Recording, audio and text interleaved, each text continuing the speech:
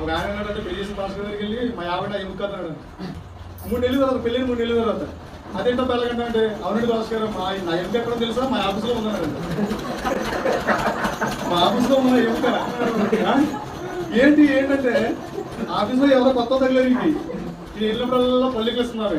ఇక్కడ చూసుకోండి, నా భార్య నా ఎముక కాదు, ఎవడ ఎముకో నా భార్య సరే ఏమన్నాడు ఇంకొకటి ఎముక అంట.